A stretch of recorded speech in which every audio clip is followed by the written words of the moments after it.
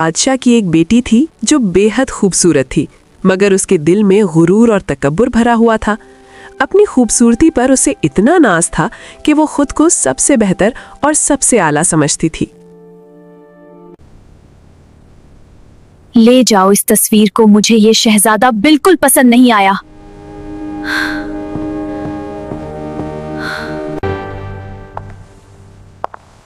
मैं जितनी खूबसूरत हूँ उतने ही खूबसूरत शहजादे से शादी करूंगी, किसी भी बदसूरत शहजादे से हरगिज नहीं। इसी गुरूर की वजह से वो हर आने वाले रिश्ते को ठुकरा देती और किसी की इज्जत का ख्याल न रखती।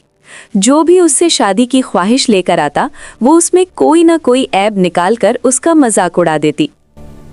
बेहतर है यहाँ से चले जाओ और अपने जैसे शहजादी तलाश करो, मुझे तुम्हारे बाल पसंद नहीं आए। मैं दुनिया के सबसे खूबसूरत शहजादे से शादी करूंगी, किसी भी आम से शहजादे से नहीं।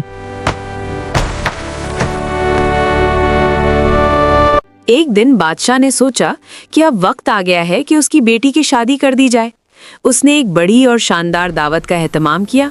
उसे लगा इतने शहजादों में कोई तो शहजादी को पसंद आएगा, जिसमें दूर दूर के शहजादों, रईसों और अमीरों को बुलाया गया। महल को खूबसूरती से सजाया गया। हर तरफ रोशनियों की चमक थी, कीमती कालीन बिछाए गए थे और मेहमानों के इस्तकबाल के लिए शाही इंतजामात किए गए थे। दावत के दिन सब लोग तरतीब से खड़े थे।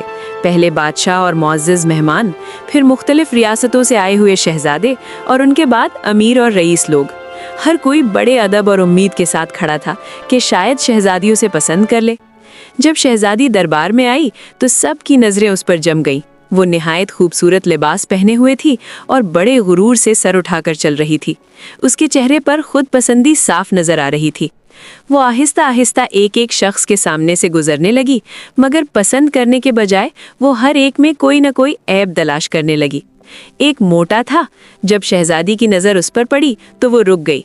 उसे ऊपर से नीचे तक देखा और फिर तंजिया अंदाज में हंस पड़ी। वो बोली, तुम्हें नहीं लगता तुम खा खा कर कितने मोटे हो गए हो? तुम्हें क्या लगा मेरे जैसे नाजुक शहजादी तुम्हारे लिए बनी है?